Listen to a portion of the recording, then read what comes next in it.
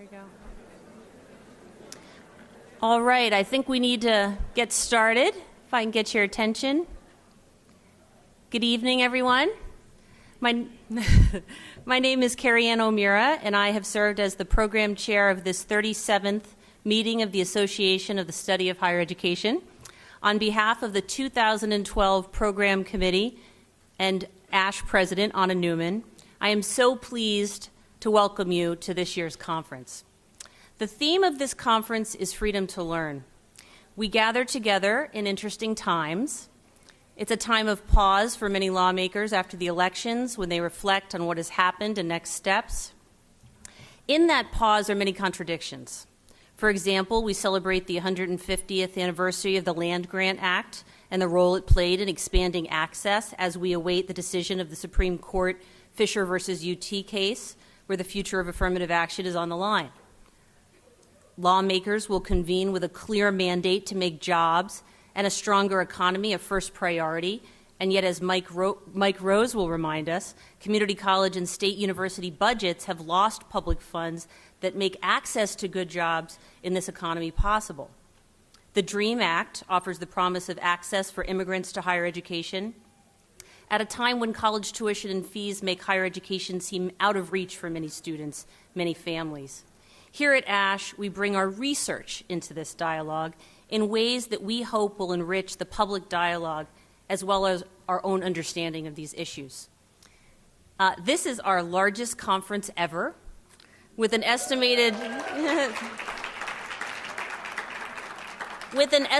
registration of about or over 1,500, and many thanks are in order for making this happen.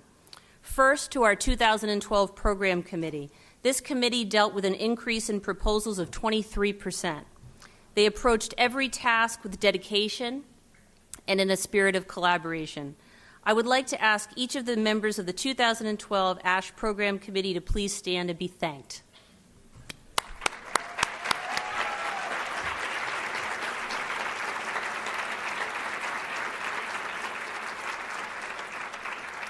Much work occurs behind the scenes in making a conference like ours occur. In addition to the program committee, I want to thank Corbin Campbell, who served as a right-hand support to me throughout the process, Liza Bullitzer and Jolie Harris-Woodson of Teachers College, and Dana Keith of WVNet. I also want to thank Nick Suzunis, the artist who created and produced this year's conference logo, which you see on the conference program. And special thanks, as in the past, and I know in the future, to ASHE Executive Director Kim Nels, whose institutional memory, organizing skill, and counsel were essential to me as I worked on this conference.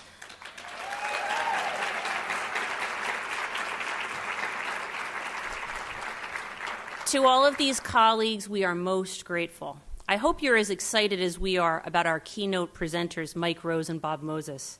Both are internationally acclaimed for their work on learning and on equity and freedom.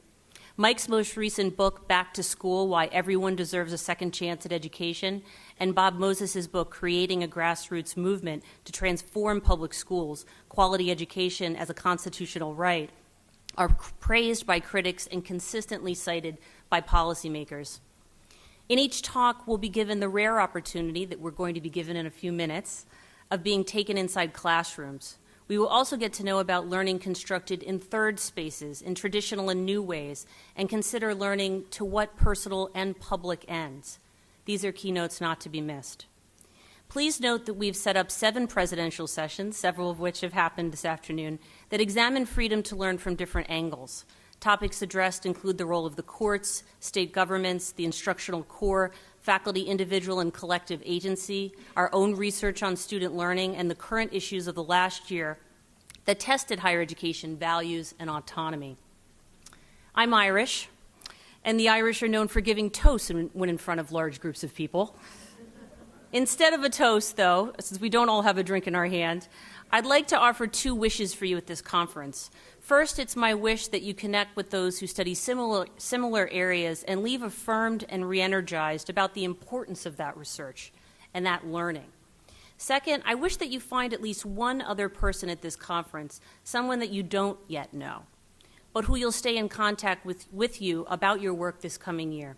This happened to me at ASHE last year, and this new colleague has been a sustaining force in my work since then, and I wish the same for you. I have a special thank you I'd like to give to Anna Neumann, who has been a very important mentor to me. Many people know that it's a rare gift to get to work with Anna Neumann. Many of them are her students sitting in the front rows. I've joked with my friends that I think if Anna had asked me to personally annotate all of the conference sessions in the program, much less be program chair, I would have said yes for the opportunity to work with her. A few weeks ago, I saw one of my favorite musicals, Wicked, and it aptly describes how I feel about having had this experience with Anna Neumann. Paraphrasing, I've heard it said that people come into our lives for a reason, bringing something we must learn, and we are led to those who help us most to grow. I know I am who I am today because I knew you. Because I knew you, I've been changed for the better. Because I knew you, I've been changed for good. Thank you, Anna.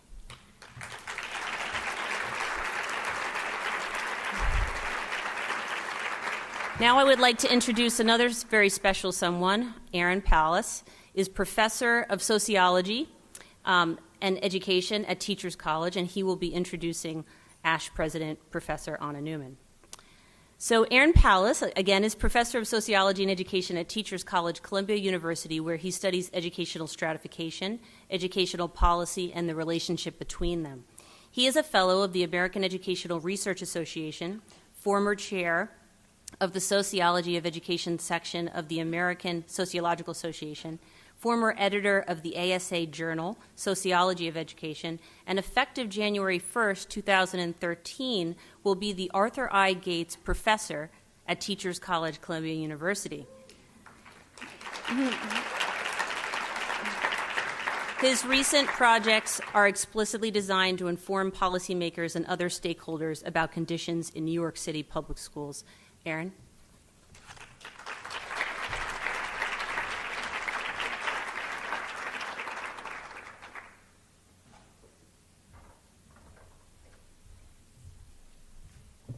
It's my honor to introduce ASHE President Anna Neumann, who I've known for more than 25 years. The last 22 as her spouse. I'm an unusual pick to introduce her, as I'm not a member of ASHE and not primarily a scholar of higher education. But I do think of myself as a recognized expert in the small subfield of Anna Neumann studies.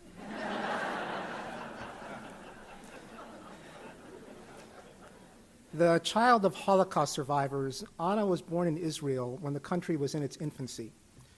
Her parents decided to seek their fortunes in the U.S., and at the age of 6, she moved with them through a series of Texas border towns, eventually settling in Brownsville, the southernmost tip of Texas, just across the Rio Grande from the Mexican town of Matamoros.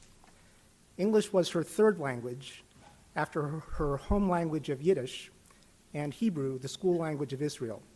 Her ties to Brownsville are strong. Her 90-year-old mother still lives there in an assisted living facility. It's common these days to use the shorthand phrase first gen to refer to first-generation college students. Anna is indeed a first-gen, a first-generation high school student. She attended Texas Southmost College, a junior college in Brownsville, and then transferred to the University of Texas at Austin. Upon graduation, she returned to Brownsville to teach English as a second language to middle schoolers who were recent immigrants to the U.S. or the children of migrant workers. She was recruited by the president of Texas Southmost College to a series of administrative posts, including directing a library-based study skills center that recorded more than 20,000 student visits a year. Anna realized that she could administer higher ed programs, but she lacked a base of abstract knowledge to guide what she was doing.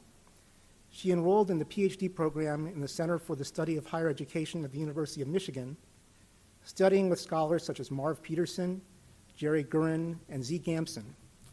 For a time, she shared an apartment with Ann Austin, who's here, two future ASHE presidents under one roof. One can imagine that they had lofty discussions about higher education, but if they were like me at that stage, they probably talked more about whose turn it was to buy groceries. Anna wrote her dissertation on planning processes in community colleges, and it may surprise those of you who follow her work to learn that her dissertation was a mixed method study relying on interviews and a sample survey. Her next book, Big Move, took her to New York City, Bob Birnbaum, then at Teachers College, recruited Anna to join him and Estella Ben-Simon in the Institutional Leadership Project, a longitudinal study of leadership in 24 institutions around the country. They wrote Making Sense of Administrative Leadership, the L Word in Higher Education, and Anna and Estella later wrote Redesigning Collegiate Leadership, Teams and Teamwork in Higher Education. And she met a guy. The Institutional Leadership Project wound down, and Anna went on the job market. She accepted a position at Michigan State University, taking the guy along with her. It was a heady time there. Michigan State was at the forefront of a movement to reform teacher education, and connecting teaching to learning was a central agenda, along with understanding how education policy influenced teaching practice. The intellectual landscape propelled her to think about how people learn, leading her to study the social origins of learning in faculty careers, first in a book she edited with Penelope Peterson entitled Learning from Our Lives, Women, Research, and Autobiography in Education, and then later in a series of studies of learning among mid-career faculty, which culminated in her book, Professing to Learn, Creating Tenured Lives and Careers in the American Research University. In 2000, Anna and the guy returned to Teachers College in New York City, and through most of the succeeding years, she's directed TC's program in higher and post-secondary education, preparing higher education scholars and practitioners in the U.S. and abroad. She's earned awards for her teaching and advising at Michigan State and at Teachers College, where she's had doctoral advisees win Dissertation of the Year awards from 3 different national associations, including ASHE and AERA's Division J. Anna has also been elected a Fellow of the American Educational Research Association and was the recipient of the AERA Division J Exemplary Research Award in 2010. Her current work, which she'll talk about in a moment, has taken her full circle as she considers the learning of first-generation college students and of the faculty who teach them. Anna's talk is entitled Staking a Claim on Learning, What We Should Know About Learning in Higher Education and Why. Please join me in welcoming Anna Neumann.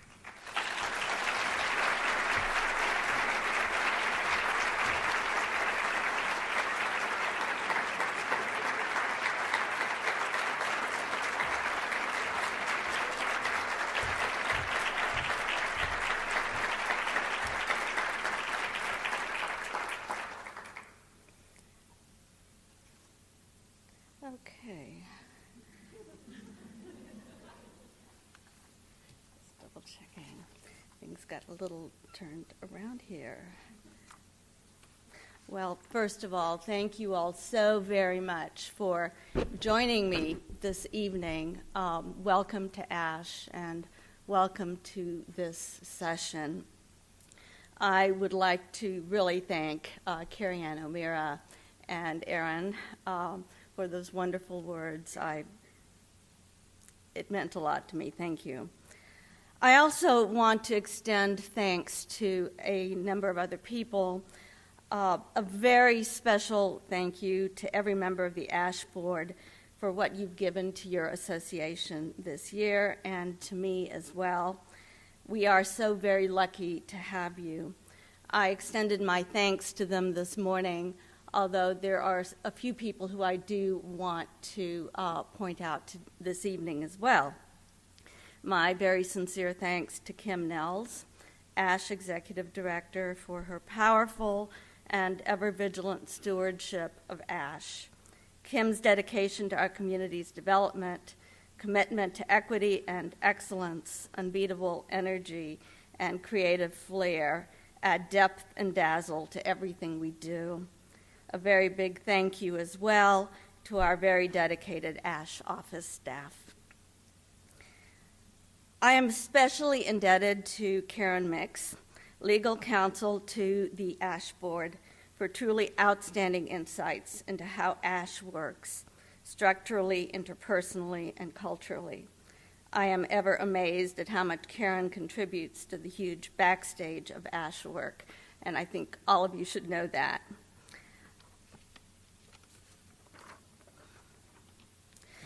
Carrie Ann O'Meara, our conference chair, has been absolutely masterful.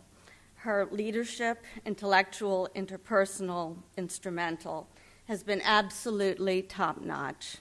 I cannot count the number of occasions on which she saved the day. She helped me understand that crafting a conference as both a substantively meaningful and operationally complex event truly is a scholarly achievement. Thank you, Carrie Ann.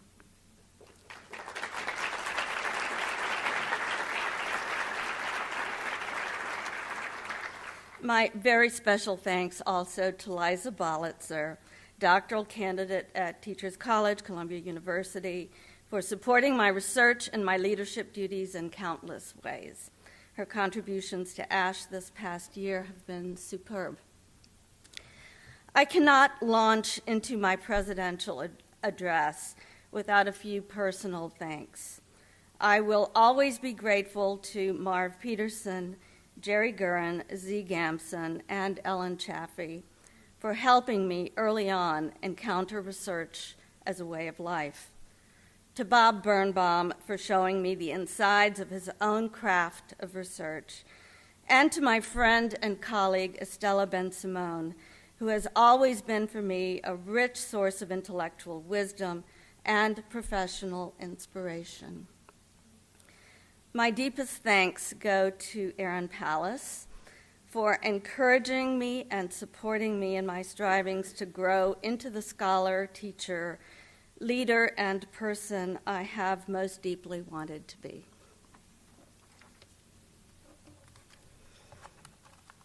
Okay.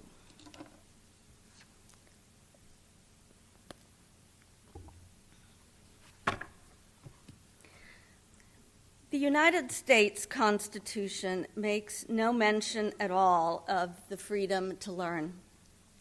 It's a curious omission, since our other essential freedoms to worship, print and read, assemble and vote depend on people's learning to argue and write, to inquire and imagine, and to act ethically and humanely. As a scholarly community, we study higher education because we believe that it is a site for learning how to live a full and democratic life. And we fight for access to higher education so that all can exercise the freedom to learn. Like many of you, I have a personal stake in the freedom to learn. In 1958, my parents chose to immigrate to the United States. More than a decade after their liberation from Auschwitz and from the Ukrainian labor camp of Shargorod, they still bore the wounds and inhabited the nightmares of being denied the freedoms that our Constitution provides. And even as in the case of their family members, the right to life itself. With Lily, my sister, and me, they settled in a series of small Texas border towns, searching to be free from death, loss, and fear. They sought the freedom to attend a synagogue and to read the prayer books that they'd smuggled through Europe in piles of old clothes. They treasured their many new freedoms: to read the Brownsville Herald, to complain about unjust taxes, to gather with those few others in town whose memories, recounted in Yiddish, echoed their own. My parents worked very long hours to provide for my sister and me. There was no time at all in my father's American life, and very little in my mother's, to pursue the freedom to learn. They left that for me. It's been quite an incredible gift, and one that I have come to cherish still more as I have watched my mother age. It is in this spirit of remembrance and hope that I offered freedom to learn as a starting point for our work at this conference. This evening, I will talk about learning in higher education and what I think that we as scholars of higher education need to know about it. I will present some claims about learning in higher education which are grounded in literatures that have grown alongside our own field. To illustrate these claims, I will take you into an undergraduate philosophy class as the instructor and students puzzle over some of the early ideas in René Descartes' Meditations on First Philosophy. I will contrast the images of learning that the case represents with images of learning that animate contemporary higher education policy and practice. You will see a gap between how cognition researchers and higher ed policymakers think about college students' learning. I'll conclude by discussing the implications of this gap for our work. So, what is learning in higher education? To learn is to encounter an idea that resonates with or contravenes something we know already, consciously or not. Thus, to learn is to acknowledge, surface, and examine the overlaps and tensions or the points of friction between an idea we hold already in whatever nebulous form and a new or different idea appearing before us. This definition serves as a foundation for the following claims. The first claim: learning in higher education requires that a learner encounter and interact with a subject matter idea culled from a discipline or an interdisciplinary field. In other words, subject matter matters. If it didn't, we wouldn't have college majors and courses.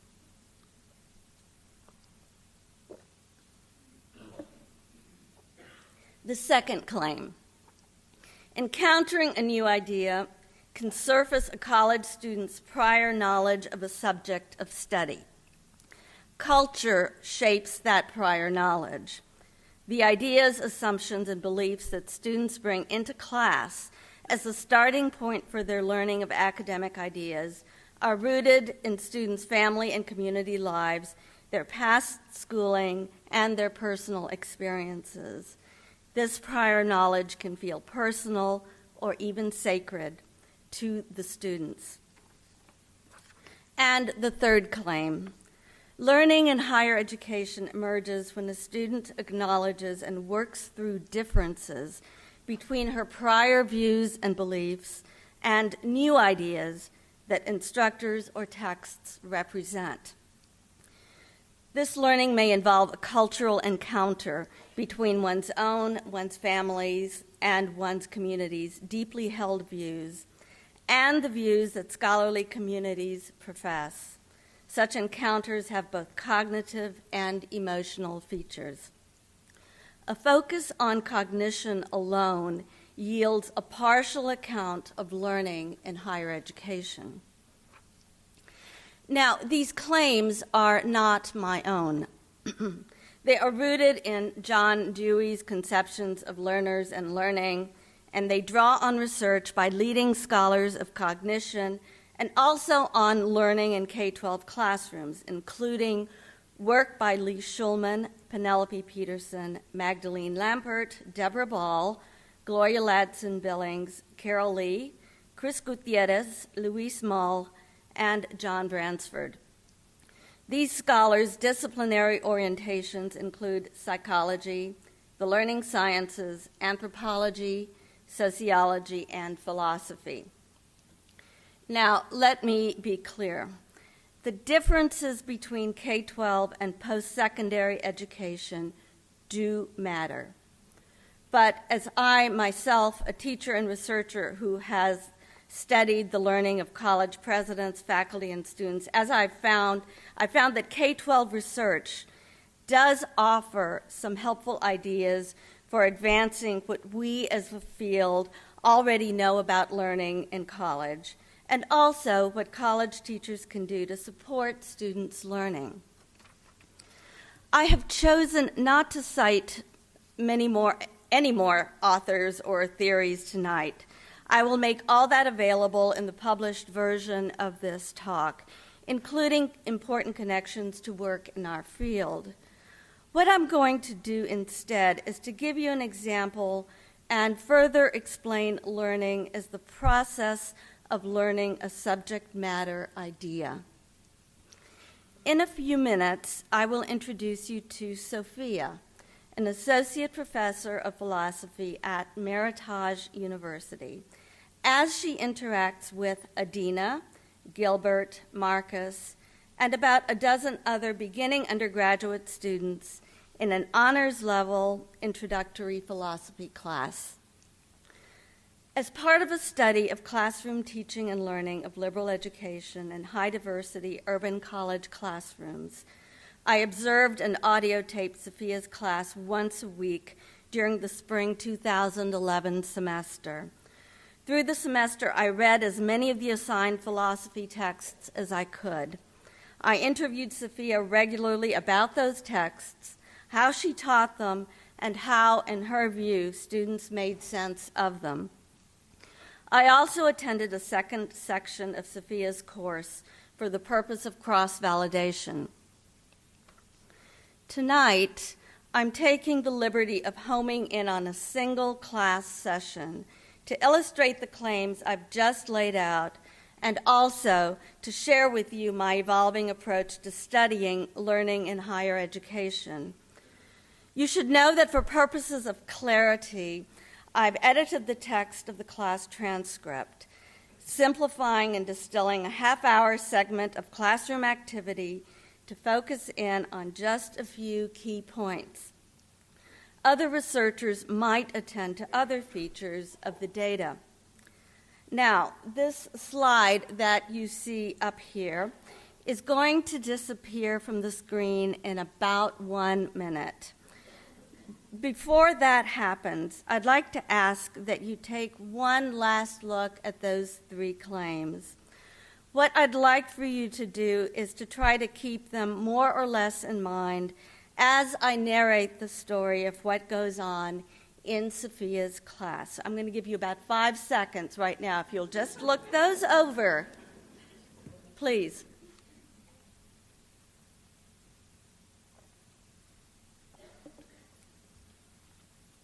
Okay, they'll be up there for just a few more seconds. A few words about Meritage University. Meritage is a diverse, private, urban university that serves about 8,500 students. 60% of them are undergraduates. Nearly all are commuters. Undergraduate programs span liberal arts and pre-professional areas. A majority of students aspire to careers in the health professions. About 2/3 of undergraduates are students of color. Most students rely on financial aid. Most of the undergraduates I met at Meritage in Sophia's classes were first-generation college students. Many were immigrants or the children of immigrants.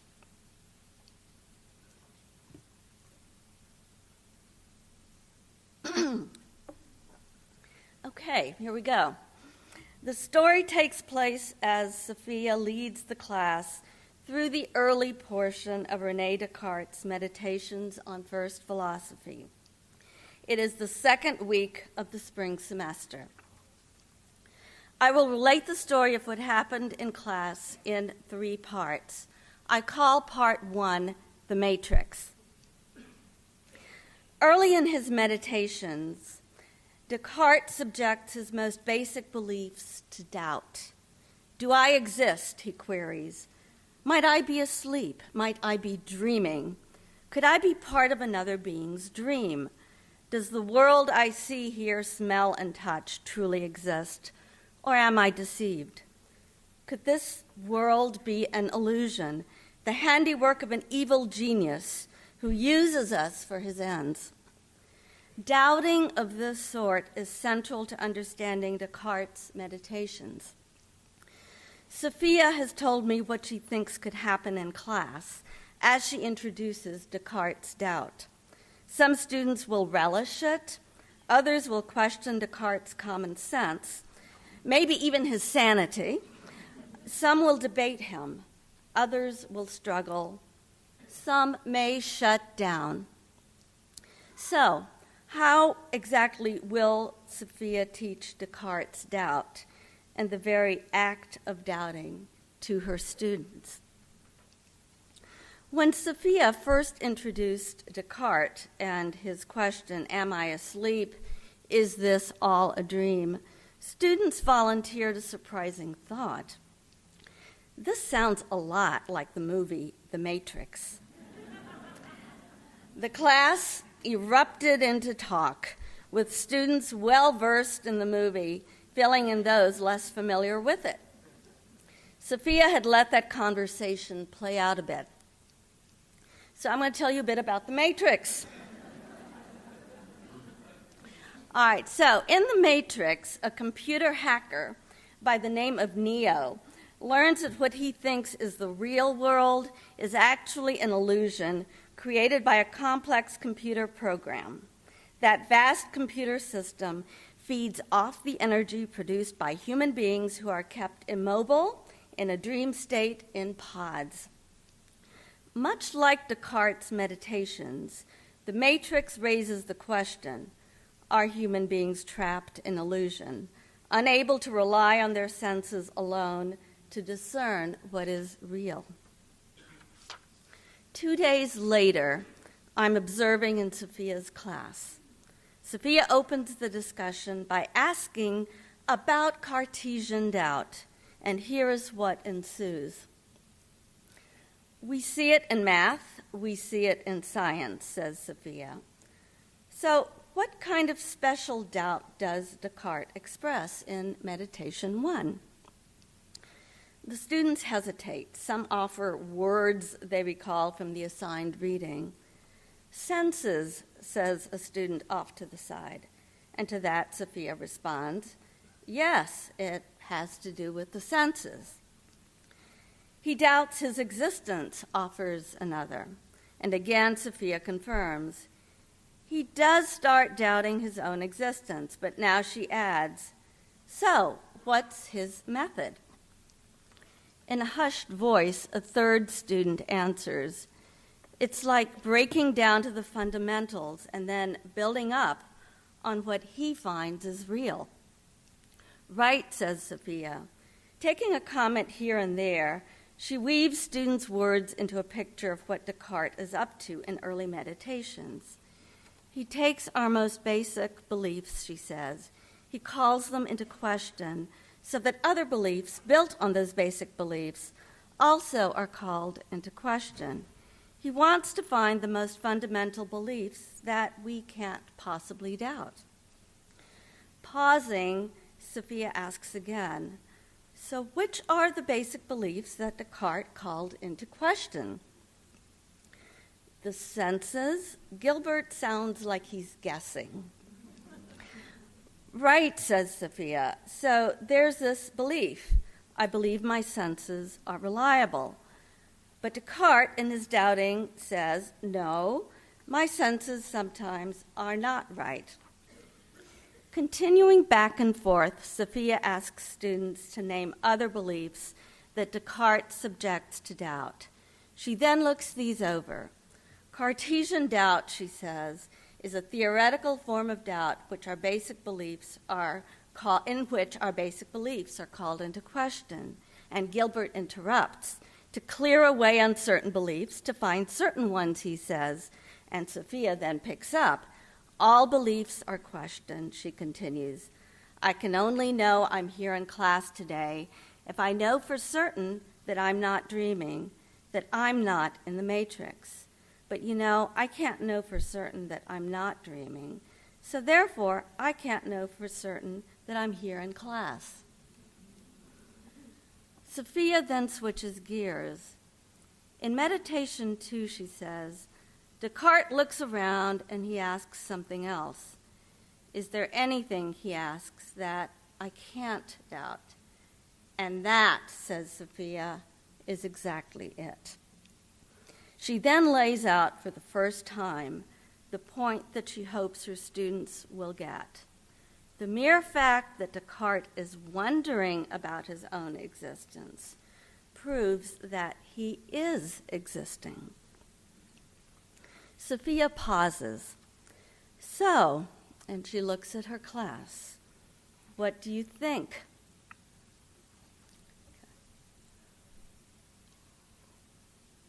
So here then is what I see happening so far. In the opening moments of class, Sophia draws out some of her students' prior knowledge about what Descartes is thinking, that although our world feels real, it may be just a dream. With about a dozen students in class, Sophia is dealing with at least a dozen bits of prior knowledge.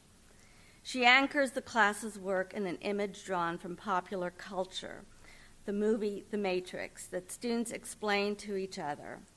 In other words, she uses a bit of popular culture to draw together the diverse prior knowledge that each student brings to class. Here and there, Sophia marks a student's comment that could be useful later. She repeats it, or she asks the student to say it again, or she may write it on the board. She thereby lifts it gently above other comments without interrupting the flow of classroom talk. Sophia also lets her students struggle with ideas like doubt that are core to the lesson. Rather than answering her own questions, she waits until someone says something. As a student responds, she may ask that student for more, or she may create an opening for someone else to build on an idea.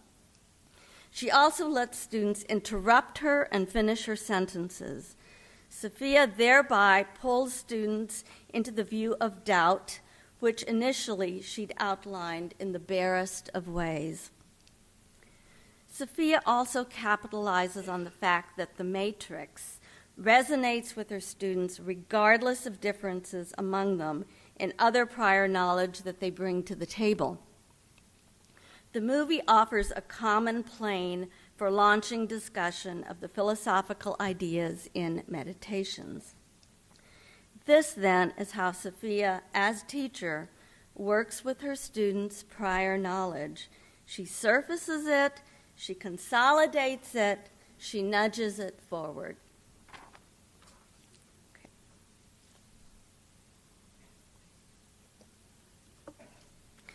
Okay, part 2 of the case is entitled Doubt.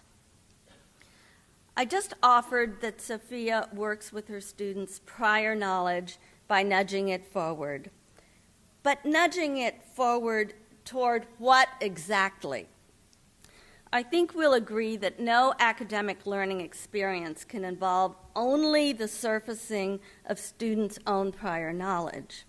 Something else enters the picture, namely a subject matter idea. So what happens when a learner's prior knowledge encounters an academic idea, in this case, Cartesian doubt?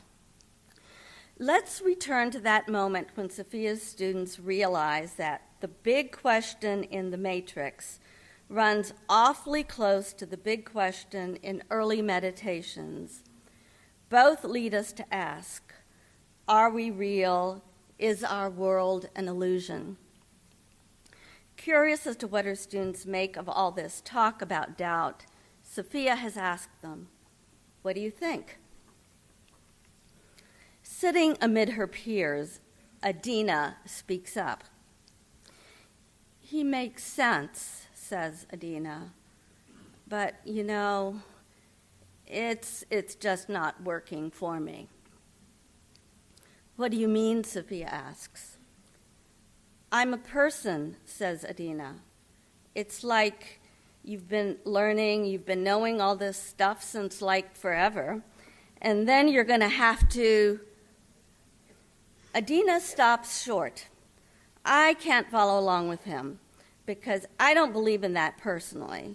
So I just can't. I've believed what I believe for so long, it is really hard. Sophia picks up. It's hard for you to call these basic beliefs, and Adina interrupts. Exactly, she says. Sophia says back, so you're saying, yeah, it's all well and good Descartes is out there in the woods doubting these things. Adina interrupts. It makes sense, she says. It makes sense, Sophia responds. But you can't walk out on the street and really wonder whether you're dreaming or not. Exactly. Adina's voice is clear. Echoing Adina, Marcus, a student who is off in the corner, speaks up. If you believe a certain thing for years, Marcus says, you can't just jump on another idea right away. It is hard to accept. Adina and Marcus point out that Descartes' kind of doubt rubs hard against what they know and what they have come to believe in their personal lives. That is their prior knowledge speaking.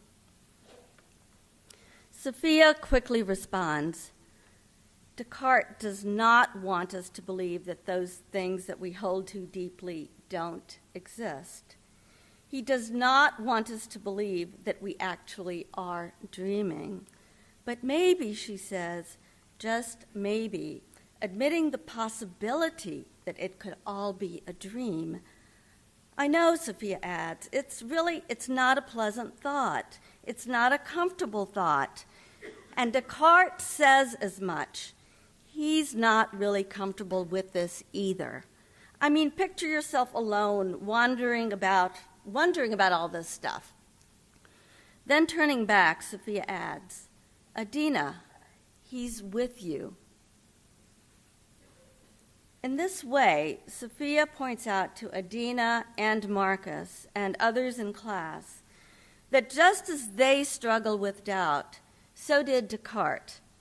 She reads out loud a passage in which Descartes explains that he feels as though, and I'm partly quoting here, he's just fallen into a whirlpool, he is so tossed about, he can't touch bottom or swim up to the top.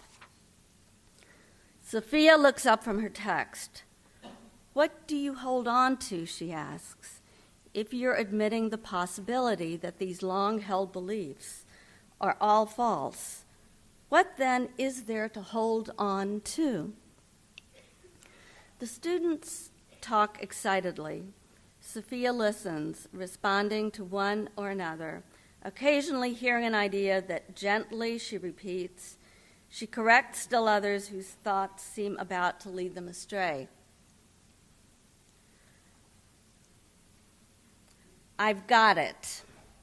Adina now firmly chimes in. It's like your beliefs are what makes us us. You, Sophia's voice rises in quick response. Exactly, says Adina. When you doubt your beliefs, you're doubting, and Sophia finishes it up. You're doubting yourself in a way. And Adina then adds, and then when you're trying to believe that your beliefs are not there, it's like Adina's voice breaks in mid-thought. You know, it's just so weird for me. I'm still not on board with all this. But still, it makes sense, you know. It does make sense. Adina and her peers are struggling, much as is Descartes struggling early in his work. Sophia wants her students to know just how closely their experiences echo those of Descartes. He battles the swirling whirlpool of confusion that threatens to pull him under, she says. If only he can find something, at least something to hold on to for a while, it would help just a bit. Then, without skipping a beat, Sophia, speaking as Descartes, lays out his most startling insight. The mere fact, she says, that I'm wondering about my existence, that I'm doubting it, that much I can hold on to. So that's the thing, says Sophia. He does find his rock, what he calls his foundation, and that is, I know I exist. I know I exist because I am a thinking thing. I know that I think. I know that I imagine things. I know that I deny things. I have this consciousness of my thinking, my imagining, my denying. I have this awareness. I have a mind. So, okay, Sophia slows down. So that is his rock. Sophia spends the rest of class that day reiterating key points from Descartes as students bring them up. They refer to dreams and illusions, to how doubting is emotionally hard, to how easy it is to be deceived by one's senses.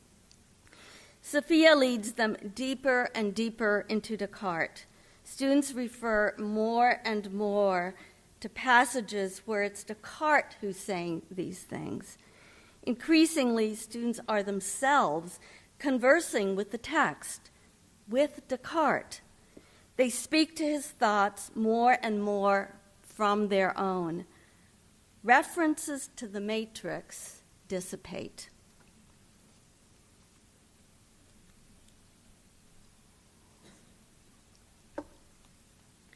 This final brief part is a coda. The class is now nearing the end of its discussion.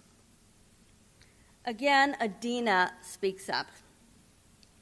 I have a story, she says. I took physics in high school, and we were speaking that when you touch something, like when you're feeling it, you're not really touching it. There's still this space in between. The class again explodes into talk. Did you know that? One student asks another. Describing the incredulity she'd felt in physics class that day, Adina recalls, I was looking at my physics teacher like he had 10 heads. Sophia jumps in. There's still the space in between. You have the sensation of touching something, but you're not. The ricochet of student voices drown out the rest of what Sophia has to say. Raising his voice, Gilbert asks, is that a theory or is that proven? No, says Adina, that is for real. And with comments swirling around her, she adds, it's kind of like doubting yourself.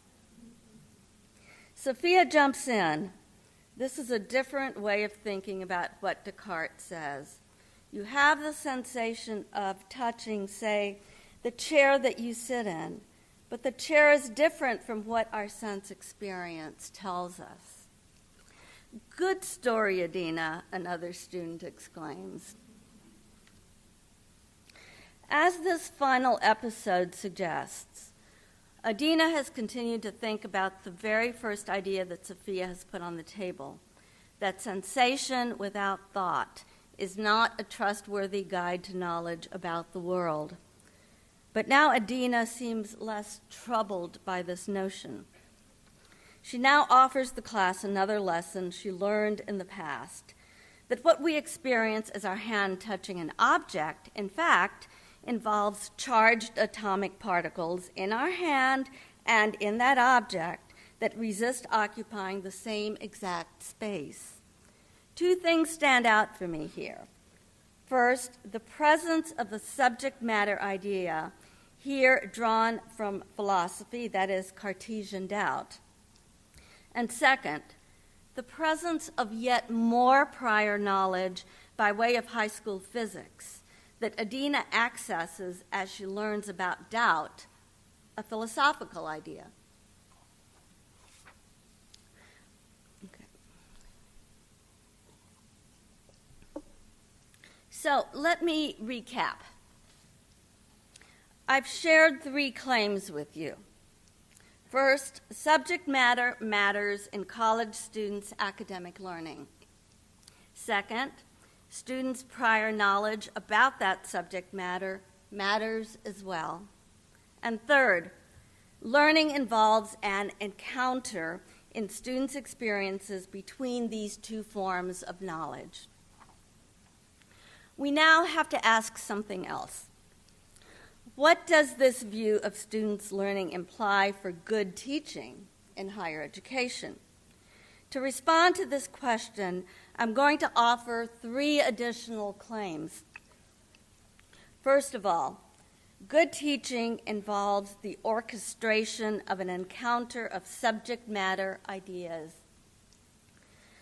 Next, good teachers know how to create classroom conversations that support students in surfacing what they know already, their prior knowledge as that bears on their learning of a particular subject matter idea.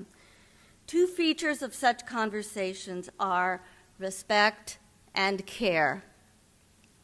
And finally, good teaching supports students in working through the cognitive and emotional features of encounters between their own long-held understandings and new ones that texts and teachers help them glimpse.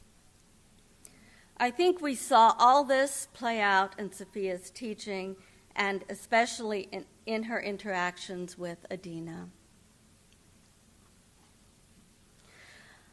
I have now suggested what I think we should know about learning in higher education, and a bit about teaching too. But if our goal is to expand the freedom to learn, the message cannot stop with us. College teachers of undergraduates especially are an important audience for this view of learning and of teaching. But so are many others. Faculty professional development experts, for example, academic administrators, policymakers, members of the general public, including voters, taxpayers, employers, and the family members of college students. Let's look at what some of these higher education stakeholders think about learning and teaching, what they involve. The teaching and learning experts who staff faculty and instructional development centers on campuses throughout the U.S. emphasize ideas like active learning, engagement, and community. These ideas are configured as advice to faculty that goes something like this: implement active learning that will engage your students, or create a classroom community that inspires both active learning and engagement. A scholar treating active learning, engagement, and community as the key ideas about learning in higher education also could have written up the Sophia Adina case. But that version would likely be different from what you just heard. It might sound something like this. The students in Sophia's class are involved. They talk excitedly to one another, and the room is alive with the background hum of voices. The students are energized and focused. They are emotionally involved. Students argue or they laugh together in ways that break up the serious material, but at times they join conversationally to work through tough ideas. Students voice their opinions and they ask questions. Sophia encourages students to talk. She lets students interrupt her. At times, she herself stops mid-sentence to listen. The room has a caring and democratic feel to it. Public voice seems to matter. This is an active and engaged democratic learning community. It is a good story. But this second version of the case is missing a few things. It says very little about the subject matter that Sophia is striving to teach or that students are striving to learn, namely Descartes' philosophical thought and its meaning in the modern world. In other words, we do not know what texts or ideas frame the classroom conversation. We do not know what Adina and her peers are talking about.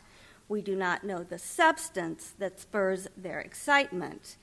Without awareness of the subject matter, we cannot know what it is about Descartes that bothers Adina, only that something probably does. What this small exercise shows is that it's not enough for faculty development experts or higher education researchers to say that students are engaged in class. What they are engaged with and how they engage it matters still more. Accepting this view makes both research and professional development infinitely more complex because each requires more attention to the content of the ideas that college teachers are teaching and college students are struggling to learn. To study Sophia and Adina, I myself had to read and closely study Descartes. Although conceptions of active learning, engagement, and community have historically been helpful, and I really believe that they have been, I think it is absolutely critical that we now make a cognitive turn toward thinking about classroom teaching and learning relative to subject matter content. If we should do so, we may need to forge collaborations with disciplinary subject matter experts. I think I did okay with introductory philosophy, but I might not do as well studying the teaching and learning of differential equations or art history, for that matter. I'd need a collaborator in those fields to work closely with me.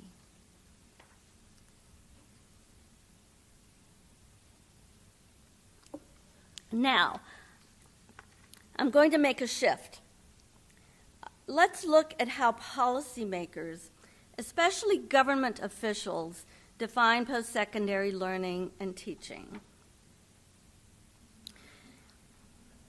It seems likely that their prior knowledge shapes the policies and practices which can either support or hinder the kind of teaching and learning that I've shown you. I've waded through 8 years of the public statements of Margaret Spellings and Arne Duncan, the former and current U.S. Secretary of Education, along with other relevant documents like the Spellings Commission report. Now, here's my distillation of the ideas that they hold dear. Higher education exists to enhance the quality of the U.S. labor market and to enable students to develop lifelong skills to adapt and compete in a changing global knowledge economy. College access and degree completion are paramount. Learning outcomes indicated by broad tests of students' knowledge and skills also are important to holding institutions of higher education accountable, as are cost containment, productivity, and transparency. The most important thing that the federal government can do is to provide information on how institutions are succeeding at these goals so that students and families as consumers and states as funders can make rational choices about their investments in higher education. Teaching and learning get surprisingly little attention in this policy discourse. Worse, in my view, college teachers and learners, like Sophia and Adina, are silent. They are invisible. Their struggles do not seem to matter. I have no way at all to translate what Adina and Sophia do and think and feel and accomplish into a language of what counts in the current policy landscape. This is not to say that current policies are bad or that we should ignore the features of the higher education system that they focus on. It is to say that this picture is incomplete and that we might be better off if policymakers were to engage with still other representations of teaching and learning in addition to those that we often hear. Those of us who can help policymakers understand the efforts of Sophia and Adina and many others like them should wield our very best efforts to do so, and not just federal officials like Arne Duncan. There are thousands of federal and state legislators, governors, and their staff members who bring to their work a conception of learning in higher education which shapes the stances they take, the programs they fund or disband, and the laws they enact, and which will either support or frustrate the efforts of teachers and learners like Sophia and Adina. And a broad conception of policymakers surely must also include the thousands of college presidents, deans, and department chairs across the country who might benefit from a new conception of learning in higher education. But there is at least one more audience to tap. The American public is more curious than ever before about what goes on inside the black box of college and university functioning. Higher education is on people's minds in ways we have never seen it before.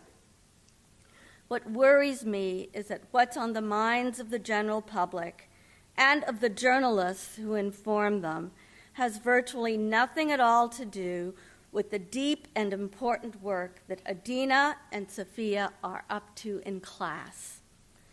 Adina and Sophia remain invisible to what is perhaps the most important audience of all, the American public. I think that it matters a lot that those of us who study teaching and learning in higher education orient our research to account for the power of a subject of study well taught to shape a learner's mind and to chart a fulfilling life.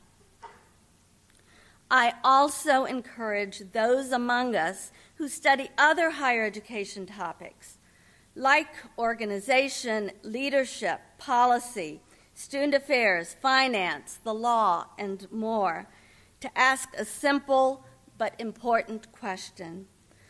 What might my research offer to Adina's struggles to learn and to Sophia's attempts to guide and support Adina's efforts? It is time for our field collectively to stake a claim on the learning that we ourselves have experienced in higher education, the learning to which all of us have dedicated our work, our careers, and our lives. Thank you.